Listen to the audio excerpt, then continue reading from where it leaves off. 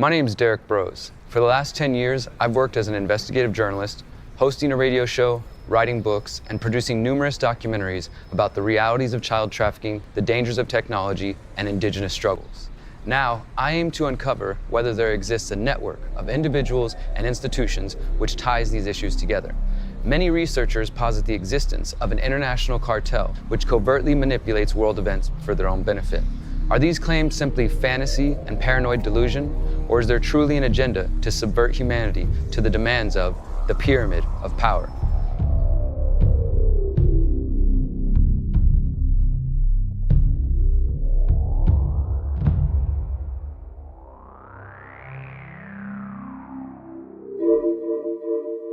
Chapter 7: Big Pharma and the Medical Cartel. One of the most vital components of this pyramid deals with our health and the institutions who decide what constitutes healthy and what constitutes safe. As with the other pieces of the pyramid, many people around the world believe the modern medical and health organizations are largely corrupted and under the spell of what is commonly known as Big Pharma. So what exactly is Big Pharma? Generally speaking, Big Pharma is shorthand for describing the network of major multinational pharmaceutical corporations. There are a wide range of beliefs about Big Pharma, but most of them center around the idea that the pharmaceutical companies and some doctors and scientists in the medical field cooperate in ways that benefit their bank account rather than the health of their patients. This so-called Big Pharma conspiracy theory has been described as a group of conspiracy theories claiming the medical community and pharmaceutical companies in particular, especially large corporations, operate for sinister purposes and against the public good.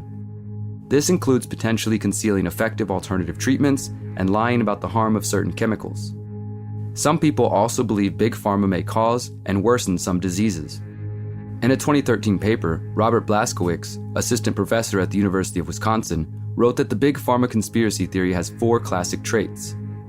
1, he says believers of this theory assume there is a small malevolent cabal behind it all. 2, they believe the public at large is ignorant of the truth. 3, believers treat lack of evidence as evidence. 4, he says the arguments deployed in support of the theory are irrational, misconceived, or mistaken. So what's the truth? Is Professor Blaskowitz correct when he says there is no evidence to support this baseless conspiracy? Or are there facts to back up these claims? The transformation of modern medicine. The modern medical industry is characterized by what is sometimes known as allopathic medicine, Western medicine, or evidence-based medicine. This type of treatment tends to focus on treating symptoms and reducing pain. The beginning of this modern era of medicine can be traced back to the founding of the American Medical Association in 1847 and universities like Johns Hopkins University in 1876. With the birth of these organizations, we start to see an increasingly centralized medical care system across the United States and Europe.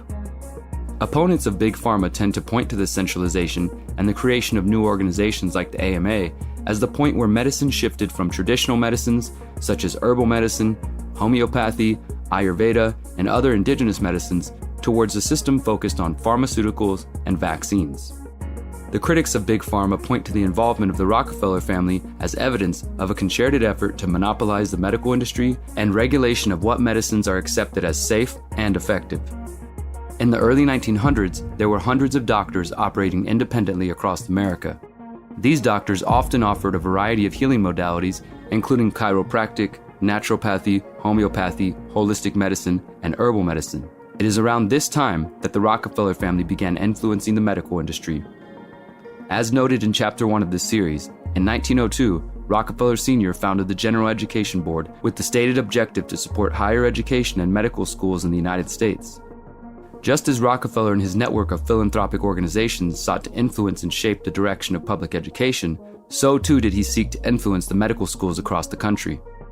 While the Rockefeller family used the General Education Board to manipulate America's education system, they also created the International Education Board to invest their money into national and international universities and medical schools which focused on drug-based research.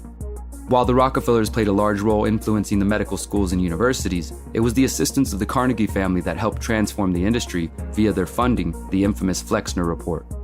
In 1905, steel billionaire Andrew Carnegie founded the Carnegie Foundation for the Advancement of Teaching, or simply the Carnegie Foundation. The foundation was granted an official charter by the U.S. Congress in 1906, just as was done with Rockefeller's General Education Board. By 1910, the Carnegie Foundation provided funding for Abraham Flexner to conduct an investigation into the medical doctors and practitioners around the United States. This report is typically seen as a landmark in modern medicine. Much of the mainstream medical world regards it as the point when medicine shifted from an industry based on superstition and quackery to a purely scientific, evidence-based tradition. Abraham Flexner was given the resources to investigate the quality of medical education in all 161 medical schools that existed in 1910. Flexner concluded that there were too many medical schools operating at the time and that efforts should be made to shut down schools and doctors who did not practice what the Carnegie-funded and Rockefeller-supported report deemed as evidence-based medicine. Flexner believed that the majority of those practicing medicine in the United States were what is commonly referred to as snake oil salesmen. Flexner's report called on American medical schools to have higher admission and graduation standards as well. The report also called for the standardization of medical education, with only the AMA allowed to grant medical school licensure in the United States. Flexner's recommendations ensured that by 1919, the amount of medical schools went from 161 to 81. Flexner's report also set the stage for the demonization of vitamins for treating various health issues. Although the first vitamins had only recently been discovered at the time of Flexner's study, his attacks on what he deemed quackery also set the stage for downplaying the benefits of vitamins. Despite the widely known benefits of vitamins and essential nutrients, Flexner's report was the beginning of the attempted discrediting of these remedies that continues today. After Flexner finished his report in the United States, he went to Europe to conduct a similar study, which reportedly became nearly as well known as his report in the United States. Flexner would develop a close relationship with the Rockefellers as well.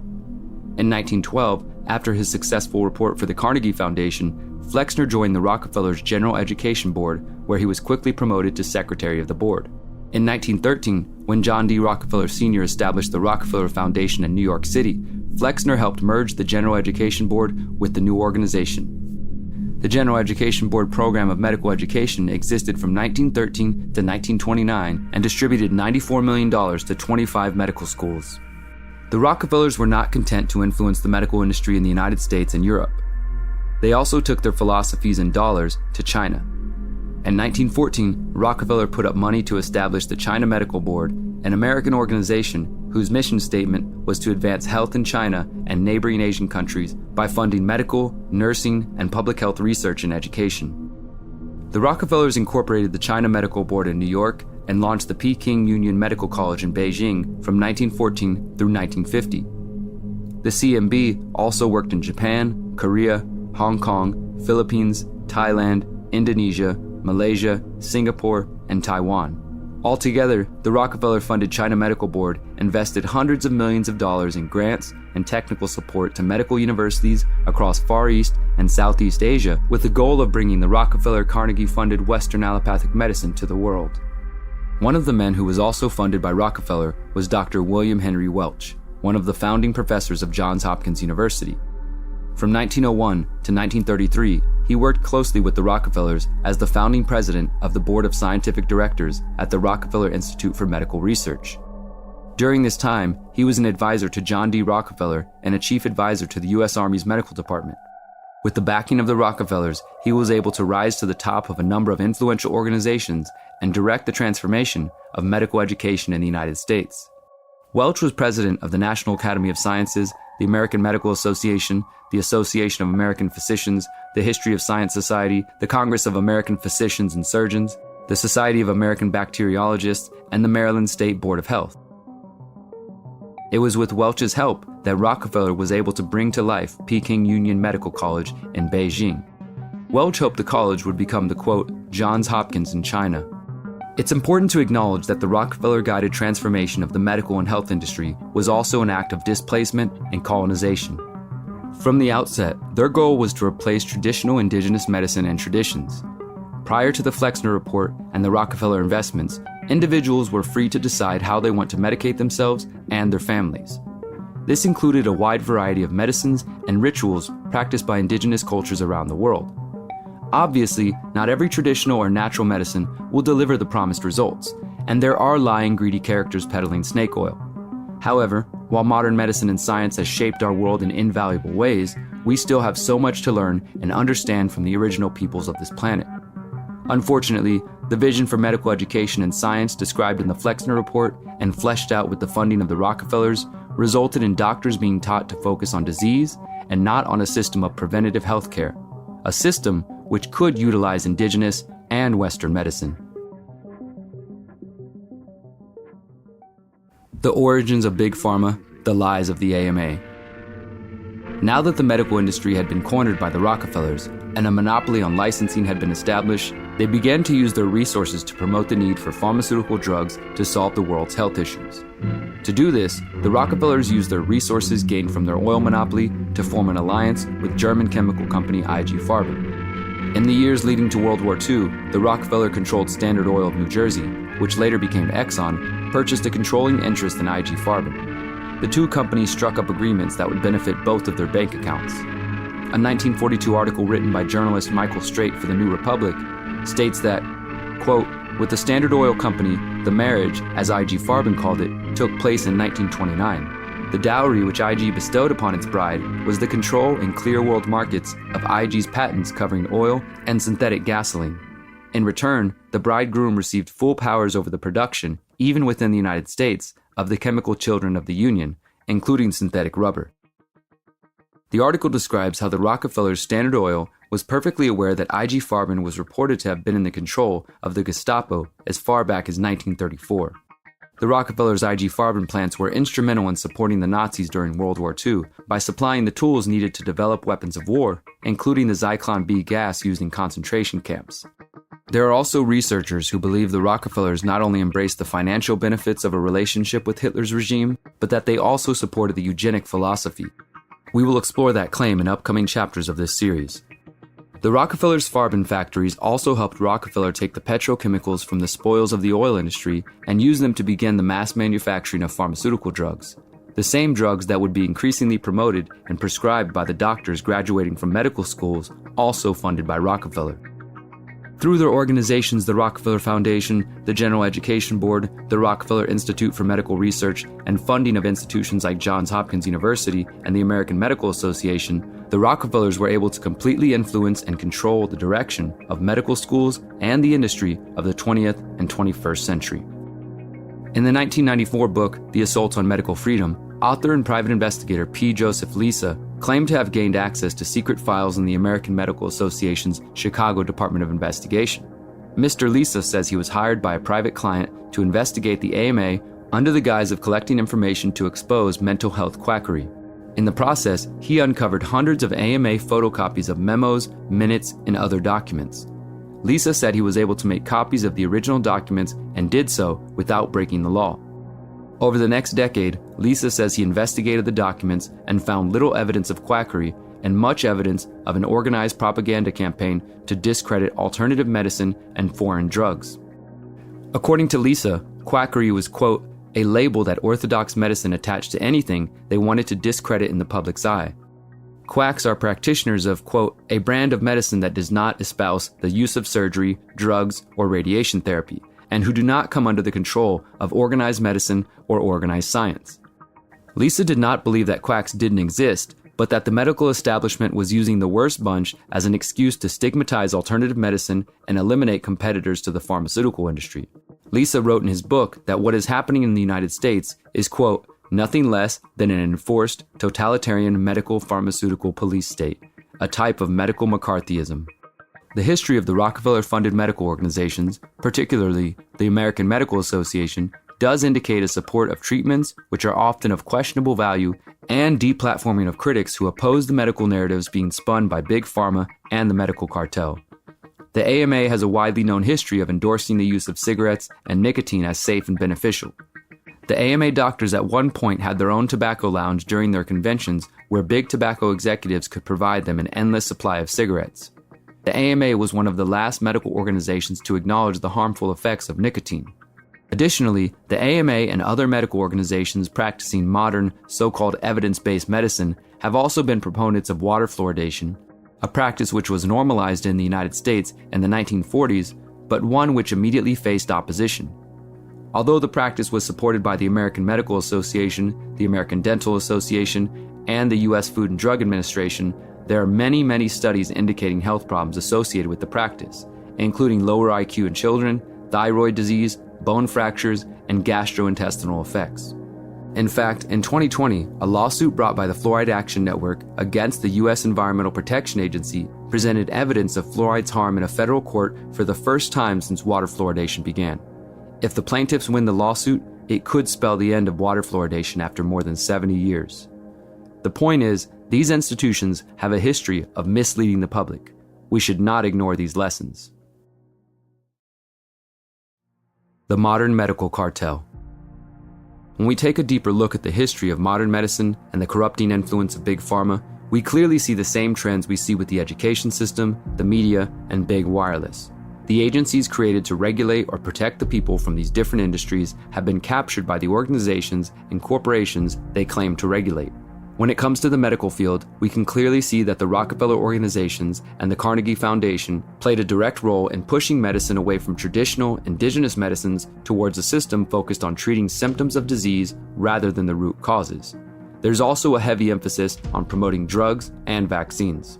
The massive increase in the use of pharmaceutical drugs and vaccines have enriched the world's big pharma conglomerates while also increasing the public's dependency on these substances. Not only has this disrupted the mental health of millions of people around the world, but it has sparked addictions to the pharma drugs themselves. Dr. Peter Breggin is a psychiatrist who has been vocally opposing what he sees as the over-medication of children and society in general. Breggin is the author of many books critical of psychiatric medication, including Toxic Psychiatry, where he is critical of the adverse effects of drugs and medicating children. He has also testified before Congress and federal agencies, including the FDA, and has been an expert on psychiatric drug adverse effects.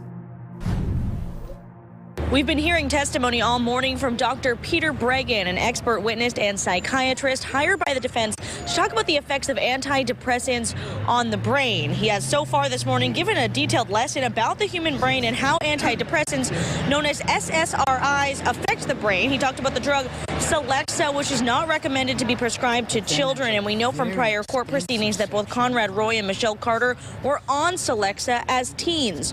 Roy was 18 when he took his own life back in 2014. Now, the prosecution says Carter is responsible for his death and therefore guilty of manslaughter, but the defense has said Roy was already suicidal and would have done so no matter what. So this is part of their argument. And here's what Dr. Breggin said about the black box warning on that drug Celexa. Black box warning specifically says that there's an increased risk of suicide in people age 24 and younger. It describes the studies from which this was determined, and it has a section in it in which it talks about the importance of monitoring people for these adverse effects. Dr. Breggin is also one of many doctors and health professionals who have been critical of the fight against COVID-19. These critics believe the focus on vaccines and the censoring of alternative treatments for respiratory illnesses is causing more harm than good. These critics are right to question the response to COVID, but as we have shown with the origins of the modern medical industry, we also have many of the same conflicts of interest in relation to the international response to COVID-19. The Rockefeller Foundation is still funding and guiding much of public health policy, but now they are joined by Bill Gates and the Gates Foundation. Gates has spent the last 2 decades mimicking the practices of the Rockefellers and ingratiating himself into nearly every aspect of global health. He is the #1 non-state funder of the World Health Organization, a huge contributor to Johns Hopkins, the Wellcome Trust, and many other powerful health and medical organizations. Gates has continued the focus on treating symptoms of diseases and promoting vaccines. Together, the Gates and Rockefeller families and their partners in pharmaceutical firms are using the COVID-19 crisis as an opportunity to cement themselves as the de facto leaders and policymakers despite not being employed by the governments who follow their dictates. If these unelected billionaires continue to guide global health policy, they will not only gain more unimaginable wealth, but they will push the world further toward policies which do not empower the people, but rather enrich their corporate friends. As of 2021, more and more people around the world are questioning the true intentions of folks like Gates, with countries around the world protesting against lockdowns, mask and vaccine mandates, which they believe violate their right to self-medicate, as well as the principle of bodily autonomy. Unfortunately, this is the world that was born out of the takeover of the health industry and the co-opting of the medical schools and organizations. Solutions. We now have a better understanding of how we arrived at this present moment, a place where vitamins are seen as useless and addictive and destructive drugs are seen as normal. This is the world dreamed up by the Rockefellers, but it doesn't have to be a nightmare that we silently accept and condone. Rather, we have the opportunity to push back, assert our right to medicate ourselves in ways we see fit, and deprive the multinational corporations of profits made from our bodies and minds. How exactly do we do this? The first step is to question authority. We ought not to blindly follow the edicts of the CDC, the FDA, the NHS, or any other governmental health agency or individual. We should always question and probe the answers handed down to us from men and women in lab coats with degrees and letters next to their name. Does this mean that we should never trust the so-called medical and health authorities? That's a decision best left to each individual, but at the least, we need a society that doesn't hang on every word of government officials or corporate representatives without first doing their own research. The fact is that we cannot simply trust the words of the government or their corporate friends who stand to benefit from our ignorance. This means we can check the official government sources, compare that data to the information from critics of the government, reference studies, and the sources of the funding of those studies, and finally, come to our own conclusions. Sometimes these conclusions might align with what the official health bodies are saying. Other times, your conclusions might directly conflict with these institutions. At the end of the day, you are the one best suited to make up your own mind about how to handle your health and what to put in your body. If your research finds values in vitamins, a whole foods balanced diet, and daily exercise, then pursue it with passion. Ultimately, you are the one in control of your health. The more informed you are, the more empowered you are. The key to mental and physical health is breaking free from the chains of Big Pharma and the medical cartel, taking your health back into your hands and unplugging from dependency on these systems. To dive deeper into this field of research, we recommend the following books: Toxic Psychiatry by Dr. Peter Breggin, The Betrayal of Health by Joseph Beasley, Confessions of a Medical Heretic by Dr. Robert S. Mendelsohn, Racketeering in Medicine by Dr. James Puckett, and Medical Nemesis by Ivan Illich.